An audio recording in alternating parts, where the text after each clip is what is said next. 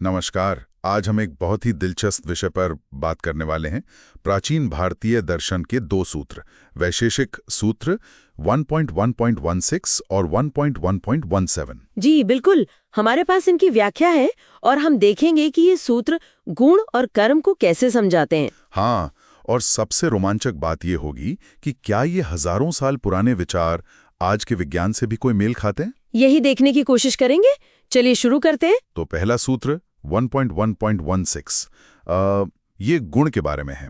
क्या कहता है ये? ये सूत्र कहता है कि गुण वो है जो द्रव्य मतलब पदार्थ में रहता है और ये संयोग और विभाग यानी जुड़ने और अलग होने में एक स्वतंत्र कारण है। स्वतंत्र कारण मतलब गुण खुद किसी क्रिया में शामिल नहीं होता, पर उसके होने से चीजें जुड़ या अलग हो सकती हैं। जैसे मान लीजिए किसी चीज का वजन। अच्छा, जैसे रंग या स्वाद, गंध, वजन, ये सब गुण हुए जो पदार्थ में ही पाए जाते हैं। बिल्कुल।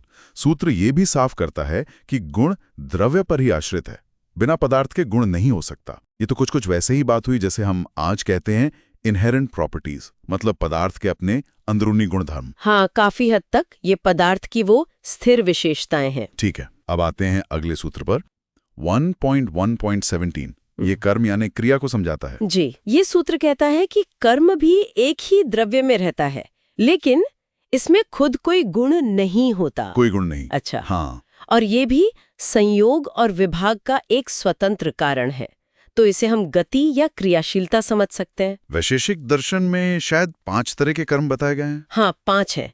उत्क्षेपण, ऊपर जाना; अवक्षेपण, नीचे आना; आकुंचन, सिकुड़ना; प्रसारण, फैलना; और गमन, सामान्य चलना। तो मूल बात यह हुई कि दुनिया पदार्थों यानी द्रव्य, उनके गुणों और उनमें होने वाली क्रियाओं यानी कर्म से बनी है। सही। और गुण और कर्म दोनों ही चीजों के जुड़ने या अलग होने की वजह बन सकते हैं, अपने अपने तरीके से।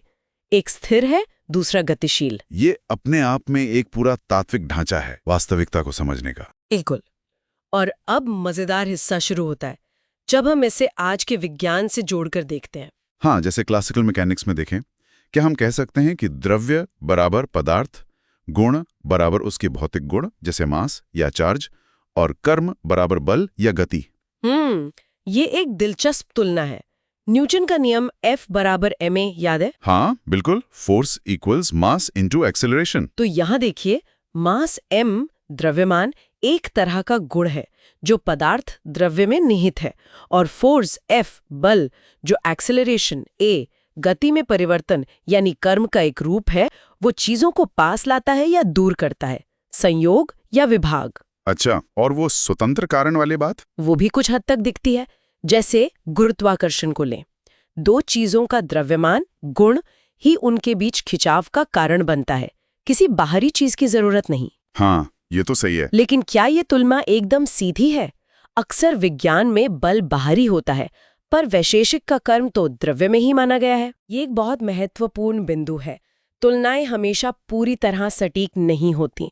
वैशेषिक का कर्म शायद अंदरूनी प्रवृत्ति या क्षमता की तरह है, जबकि न्यूटन का बल अक्सर बाहरी होता है। लेकिन वो मूल पैटर्न के सत्ता द्रव्य है, उसमें गुण है, और वो गुण किसी न किसी क्रिया कर्म से जुड़ा है या उसे प्रभावित करता है। हाँ, वो पैटर्न जरूर दिखता है, और सिर्फ क्लासिकल फिजिक्स में ही नहीं, क्वांटम में भी। जी हाँ, क्वांटम लेवल पर भी देखिए। कण हैं, द्रव्य हैं, उनके अपने निश्चित गुण हैं। चार्ज, स्पिन, रेस्ट मास, ये सब गुण हुए। और कर्म? उनकी अंतर्क्रियाएं, इंटरैक्शंस। जैसे दो चार्ज वाले कणों के बीच फोटोन का आदान प्रदान होना, जिससे वो एक दूसरे को खींचते, संयोग, या धकेलते, विभाग हैं, ये कर्म है। तो कणों के गुण ही कैद करते हैं कि वो कैसे इंटरैक्ट करेंगे। बिल्कुल। श्रोडिंगर समीकरण जैसी चीजें यही तो बताती हैं कि कण के गुण उसके व्यवहार, उसकी अवस्था के विकास कर्म को कैसे नियंत्रित करते हैं। कमाल है। और केमिस्ट्री में भी यही। परमाणु या अणु द्रव्य है, उनके रासायनिक गुण जैसे वैलेंस इलेक्ट्रॉन कितने हैं या उनकी इलेक्ट्रोनेगेटिविटी, ये गुण हुए। यही तय करते हैं कि वो कैसे और कितने बॉन्ड बनाएंगे या तोड़ेंगे। कर्म। जैसे ऑक्सीजन का उदाहरण लें। हाँ, ऑक्सीजन के बाहरी शेल में 6 वैलेंस इलेक्ट्रॉन होना उसका गुण है, और इसी गुण की वजह से वो दो बॉन्ड बनाने की प्रवृत्ति रखता है। ये उसका कर्म या रासायनिक व्यवहार है जो संयोग बंधन का कारण बनता है। हर जगह ही पैटर्न, द्रव्य, गुण, कर्म, यहाँ तक कि ब्रह्मांड के स्तर पर भी। हाँ, ब्रह्मांड विज्ञान में भी।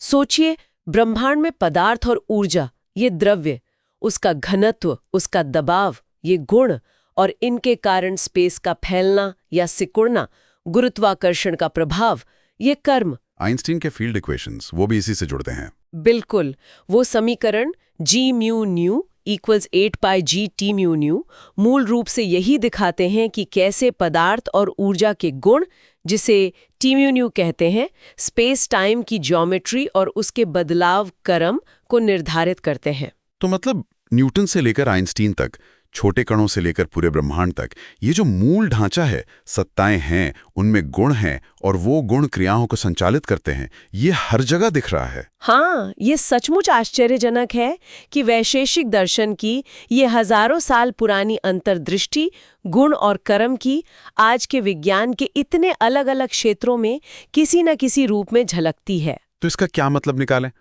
क्या ये सिर्फ एक संयोग है, या शायद ये कारण और कार्य, पदार्थ और उसकी प्रकृति को समझने का एक बहुत ही बुनियादी, एक यूनिवर्सल तरीका है जिसे इंसानों ने अलग अलग समय और संदर्भ में पहचाना है। तो इस चर्चा का सार यही है कि वैशेषिक के गुण और कर्म की अवधारणाएं भले ही प्राचीन हों, कारणता को समझने का एक ऐसा ढांचा देती हैं जिसकी गूंज हमें आधुनिक विज्ञान में भी सुनाई देती है। बिल्कुल, और ये हमें सोचने पर मजबूर करता है, क्या ऐसे प्राचीन दार्शनिक ढांचों का अध्ययन हमें आज के वैज्ञानिक सवालों को, वास्तविकता की प्रकृति को और गहराई से समझने में मदद कर सकता है? ये वाकई एक विचार करने वाले लायक प्रश्न है। इस पर सोचना होगा।